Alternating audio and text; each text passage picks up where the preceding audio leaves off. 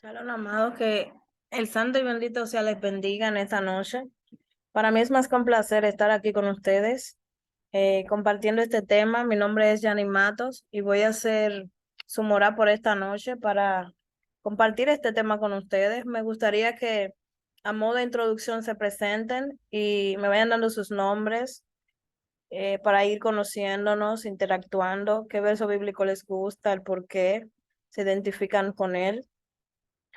Eh, Este tema que traemos hoy es un tema bien interesante. No sé si usted lo ha estudiado antes o lo ha visto antes, pero a mí me parece bien interesante y particularmente a mí me ayudó muchísimo, me enseñó muchísimo y espero que le sea de bendición tanto eh, a usted como a mí en el nombre de Jesús.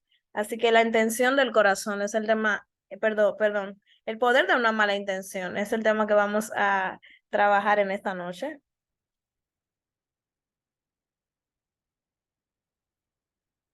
A modo de introducción, hoy trataremos un tema bien interesante, como les decía, relacionado con la capacidad que tiene el ser humano de orientar la voluntad a un propósito, pero que este propósito no siempre está claro, pero que queda en evidencia al manifestar una acción en pos de ese propósito. Entre el propósito y la forma en que se alcanza dicho propósito, queda en evidencia la intención del ser en esencia, es decir, qué es lo que me hace perseguir ese propósito, qué es lo que yo quiero lograr, qué es lo que quiero alcanzar. La intención suele estar vinculada al deseo, que es en muchos casos lo que motiva un accionar o una determinada acción, y no solo o no siempre el resultado o consecuencias por ese accionar. Por ejemplo, si un jugador de fútbol golpea a un rival cuando intentaba patear la pelota, se dirá que fue un golpe sin intención, ya que su intención, ya que la intención del jugador en cuestión no pretendía golpear a su compañero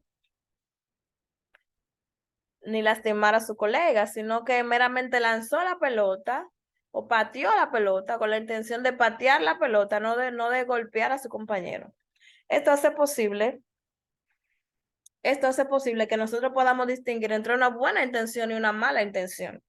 Hay actos que se realizan con buena intención, con un objetivo noble, aunque sus consecuencias sean dañinas, mientras que otras acciones nacen con mala intención y su propósito es dañar y lastimar. El poder. ¿Qué es el poder? El poder no es más que la capacidad de un individuo para influir en el comportamiento de otras personas de manera directa o indirecta. Intención. La intención es un término que nos permite nombrar la determinación de la voluntad hacia un fin. Lo intencional es consciente, se lleva a cabo en pos de un objetivo, es decir, a la hora de usted accionar y de yo accionar, sabemos qué es lo que nos mueve a accionar, sabemos por qué estamos motivados a accionar de esta determinada forma y el por qué lo estamos haciendo, es decir, el por qué queremos hacerlo, no perdemos la conciencia, sabemos el por qué y qué es lo que queremos hacer y sobre todo qué es lo que nos motiva a hacerlo también. Un ejemplo de una buena intención. Una persona le pregunta a otra, por ejemplo, sobre un determinado familiar y el interlocutor, que es la persona que recibe el cuestionamiento, se apena y responde, por ejemplo, mi hermana falleció. El sujeto, que es la persona que hizo la interrogante, que hizo la pregunta, sin querer, sin saberlo, removió un recuerdo, pero lo hizo sin querer, ya que realmente le interesaba saber cómo andaba la persona fallecida y obviamente no sabía que había muerto. Posiblemente la dejó en cama, la dejó hospitalizada y no supo que se agravó y murió. ¿Qué es lo que quiere decir esto? Que en su intención o en su cuestionamiento no había un propósito oculto ni malintencionado, sino la necesidad de obtener una información que él no tenía o que no manejaba en ese momento. Una mala intención. ¿Qué es una mala intención? Bueno, a simple vista es difícil juzgar una intención como buena o mala sin antes obtener la información o alguna evidencia que nos haga definirla como una u otra. Como ya habíamos dicho, la intención está ligada al deseo de la voluntad y no necesariamente al margen de consecuencia o castigo por ese accionar, lo cual hace posible que la intención se pueda disfrazar, sí. La intención de dañar y de destruir puede ser disfrazada con la intención de hacer un bien, con la intención de ser un amigo, de ser una amiga, pero realmente lo que se persigue es hacer daño, dañar, lacerar, envenenar la mente, el corazón. Y a continuación vamos a ver un ejemplo de ello. Primera de Samuel 18, perdón, del 17 al 20, la intención se disfraza. Cito, en el nombre de Jesús. Entonces dijo David a Saúl, he aquí yo te daré Merab, mi hija mayor, por mujer, con tal de que me seas hombre valiente y pelees las batallas de Jehová. Mas Saúl decía, con una intención oculta, no será mi mano contra él, sino que contra él será la mano de los filisteos. Pero David respondió a Saúl y dijo, ¿quién soy yo, o qué es mi vida, o la casa de mi padre en Israel, para que yo sea yerno del rey? Y llegado el tiempo en que Merab, hija de Saúl, le había sido dada a David, fue dada a Adriel Meolatita, o una mala acción de parte de Saúl, obviamente. Pero Mical, la otra hija de Saúl, amaba a David, y fue dicho esto a Saúl, y él le pareció bien a sus ojos. Y Saúl dijo, yo se la daré para que le sea por lazo, dejando en evidencia un propósito oculto y malo. Y para que la mano de los filisteos sea contra él, dijo pues Saúl a David por segunda vez, es decir, reafirmando su intención, reafirmando su propósito, reafirmando que estaba empeñado en hacer que esa intención se manifestara, se evidenciara. Tú serás mi yerno hoy. Por encima de todo, yo voy a lograr mi objetivo y mi propósito. Dice más la Biblia y dice, y mandó Saúl a sus siervos a hablar en secreto a David diciéndole, aquí que el rey te ama y todos tus siervos te quieren bien. Sé pues yerno del rey. Los criados de Saúl hablaron estas palabras a oídos de David y David dijo, ¿les parece a vosotros poca cosa hacer que yo sea yerno del rey, siendo yo un hombre pobre y de ninguna estima? Y los criados de Saúl le dieron la respuesta diciendo, tales y tales cosas ha dicho David. Y Saúl dijo, decid así a David, el rey no desea la dote, sino siempre puso de los filisteos para que sea tomada venganza de las manos de los enemigos del rey. Pero Saúl pensaba hacer caer a David en manos de los filisteos. Cuando sus siervos declararon a David estas palabras, pareció bien la cosa a los ojos de David para ser yerno del rey. Y antes que el plazo se cumpliese, se levantó David y se fue con su gente y mató a 200 hombres de los filisteos y trajo los prepucios de ellos y los entregó todos al rey, a fin de hacerse yerno del rey. Y Saúl le dio su hija Mical por mujer. Aquí quiero que nos detengamos un poco, hermano, porque es necesario entender que la intención del corazón nunca quedará oculta. Eso es imposible. Es la necesidad, es la necesidad de la naturaleza eterna del ser humano evidenciarse tal cual es. Aunque sea inconscientemente, aún no nos demos cuenta, siempre la conciencia apelará a evidenciar la verdad de lo interno, lo que usted tiene dentro. De alguna forma, lo que usted tiene dentro, lo verdadero va a salir. ¿Cuál es su verdadera intención? ¿Qué es lo que lo está motivando? Eso a la corta o a la larga siempre se va a saber. No hay forma de que quede oculta para siempre la intención del corazón, y más cuando es una mala intención que viene con un poder alimentado por el odio, quizás por el orgullo, alimentado por la rencilla, por la envidia, siempre va a quedar en manifiesto. En este caso, vemos al rey de Israel tener aquel que le habría librado del gigante que tuvo miedo de enfrentar, del cual se escondió el pueblo por miedo, todo el pueblo por miedo, incluyendo su rey. Este mismo David, que fue su escudero, su paje de armas, es increíble, su paje de armas y su exorcista, wow, y obrero fiel y honesto, vemos cómo este predispone su corazón contra David y planea matarlo de una forma increíble. La intención escondida detrás de una buena acción.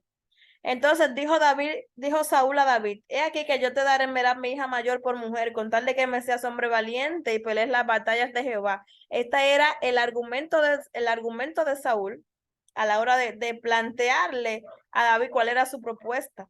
Mas Saúl decía en su corazón, evidenciando su verdadera intención, no será mi mano contra él, sino que contra él será la mano de los filisteos. ¿Qué pasó aquí? Saúl argumentó y dijo estar motivado por una buena intención.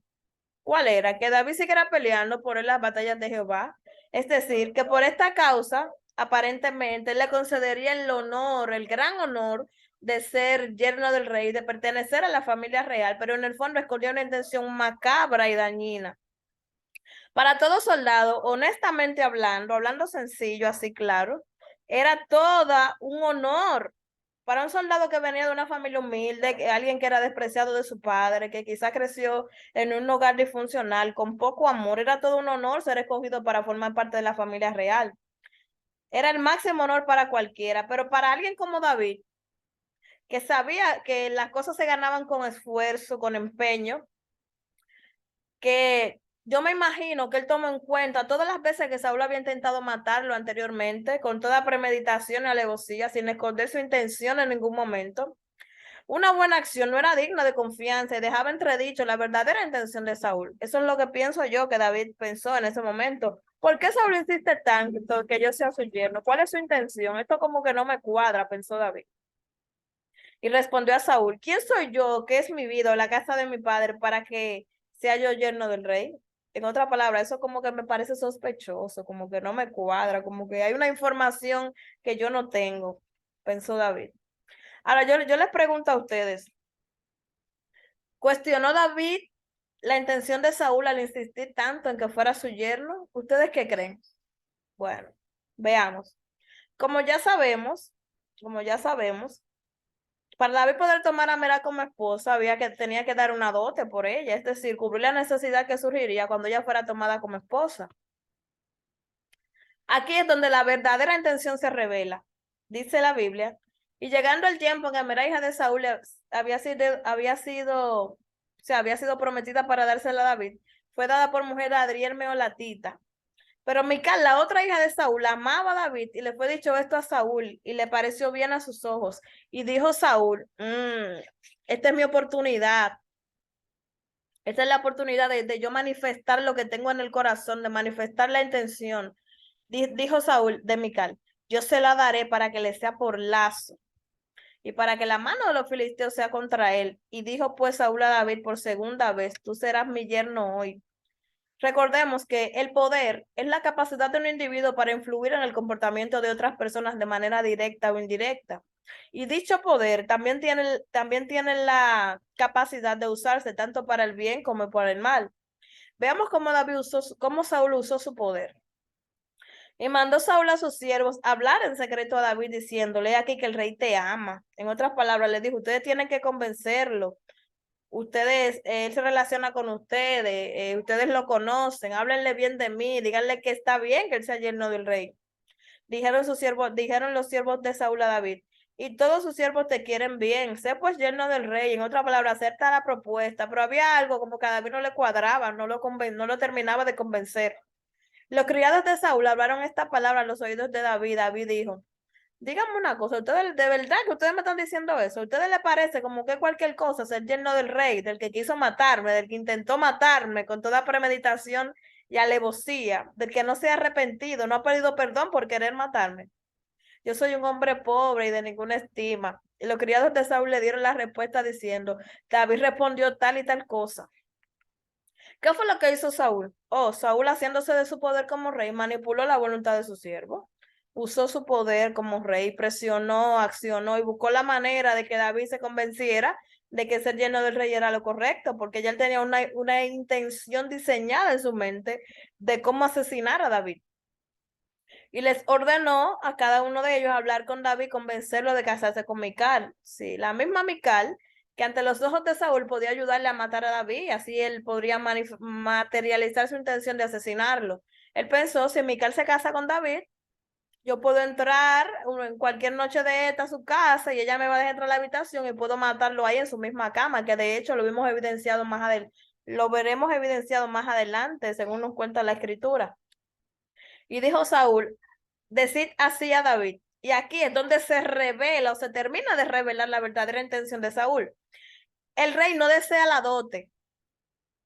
Yo soy el rey, yo no necesito dote ni riqueza, sino siempre puso de los filisteos para que sea tomada venganza de los enemigos del rey pero Saúl pensaba hacer caer a David en manos de los filisteos. Él dijo, bueno, si este va a pelear y va a buscar esos prepucios, algún filisteo lo va a matar, algún filisteo le va a clavar una lanza, una flecha y él va a quedar muerto. Yo voy a materializar mi intención. Recordemos que yo le había dicho hace un momento que lo intencional es consciente, que se lleva a cabo en pos de un objetivo. Miren todo lo que hizo Saúl para materializar una intención maligna y mala, el poder que tiene una intención para obrar y para hacer daño.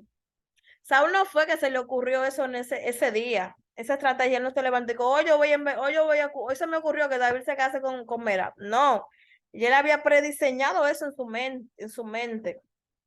Y esa estrategia le permitió, y que perdió la razón en ese momento y que por eso hizo todo lo que hizo. No, no, nada de eso. Él estaba totalmente consciente de lo que estaba haciendo y del por qué lo hacía. Él sabía que era lo que estaba motivando el querer matar a David y lo alimentaba cada día. Pero el deseo de llevar a cabo esa intención le hizo no considerar ningún margen de consecuencias, no le importaba nada. Cuando él le tiraba esa lanza a David, no le importaba que lo vieran, ni que David dijera, pero ¿por qué el rey quiere matarme? No, él lo intentó varias veces, frustradamente. Planeaba que cuando David fuese a pelear en busca de los prepucios, fuera muerto por algún filisteo, lo que nos deja saber cuál era su intención desde el principio.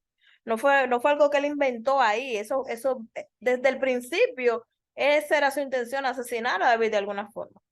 ¿Qué es lo que nos enseña todo esto? Que no siempre una buena intención esconde un objetivo puro. Sáquese eso de su mente. Que una buena intención siempre, no, fulano, pero fulano siempre se porta bien. No quiere decir que fulano sea bueno o que fulano esté haciendo las cosas bien. Puede tener una intención oculta y al final resultar todo lo contrario a lo que usted pensaba.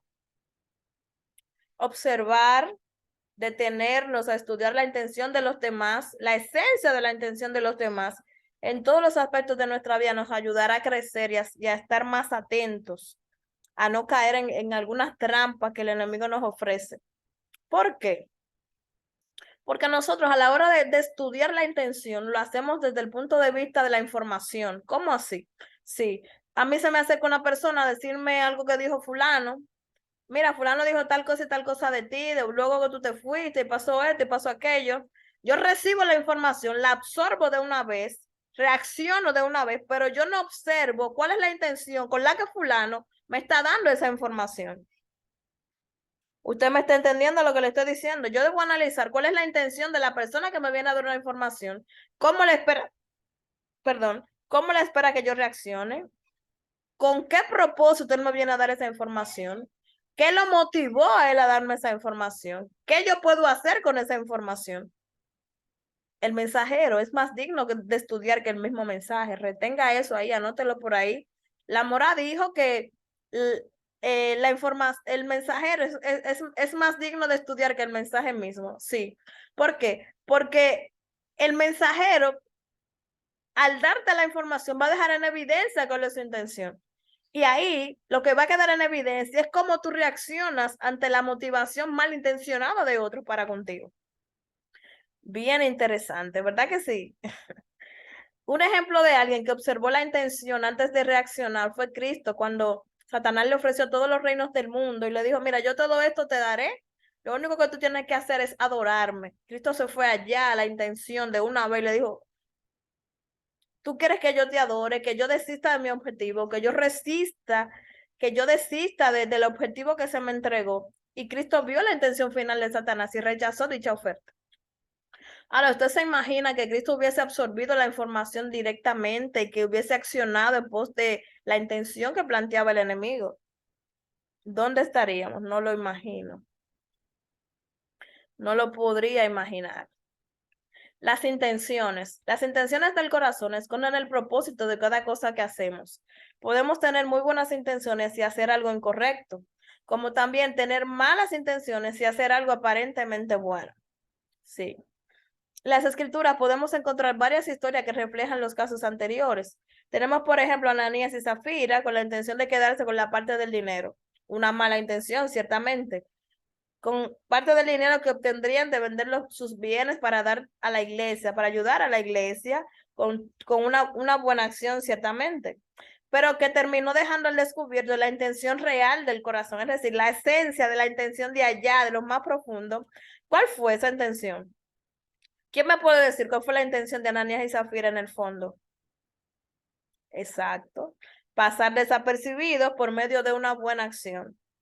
Hacer algo malo, pero que quedara camuflajeado por una buena acción, por algo nuevo y que eso se quedara ahí. Pero Dios evidenció cuál era la intención del corazón, que era lo que le decía, que la intención real del corazón nunca quedará oculto, siempre quedará al descubierto.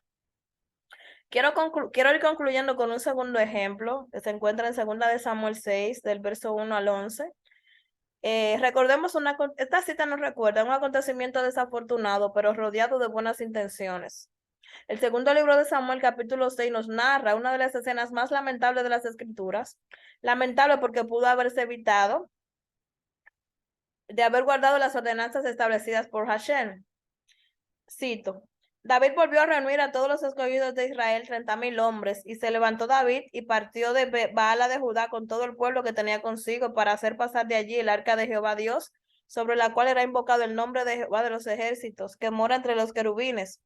Pusieron el arca de Dios sobre un carro nuevo, primer error, y llevaron el arca de casa de Abinadab que estaba en el collado, y Usa y Ahio, hijos de Abinadab, guiaban el carro nuevo. Y cuando llegó de la casa de Abinadab, que estaba en el collado con el arca de Dios, Ahio iba delante del arca. Y David y toda la casa de Israel estaban delante de Jehová con toda clase de instrumentos de madera, de haya, salterios, arpas, flautas y címbalos.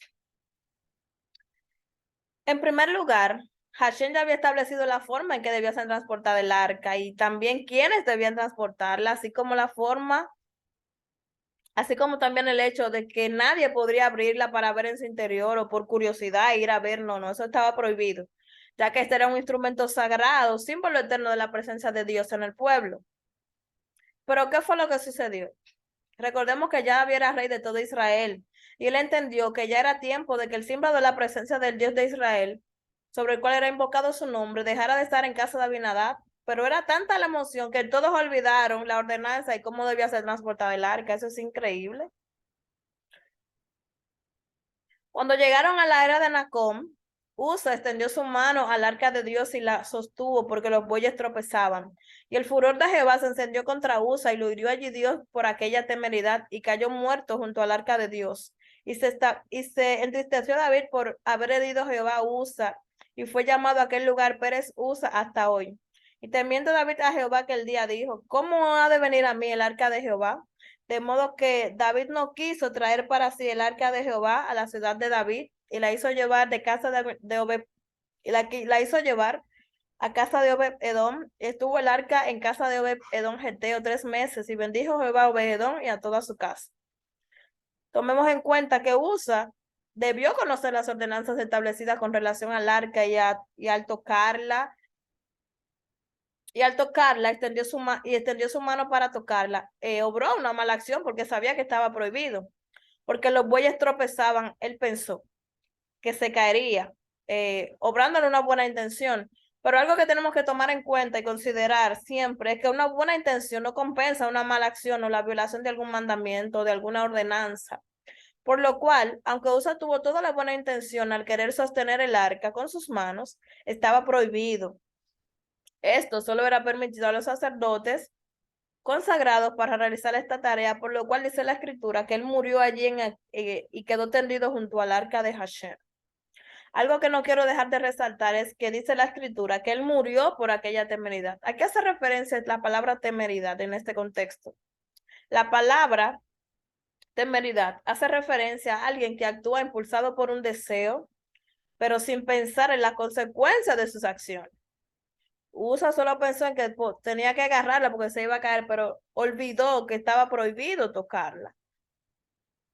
Esto nos enseña que aunque tengamos toda la buena intención al momento de accionar, es bueno cuestionar si hacemos lo correcto, si es el tiempo de hacerlo.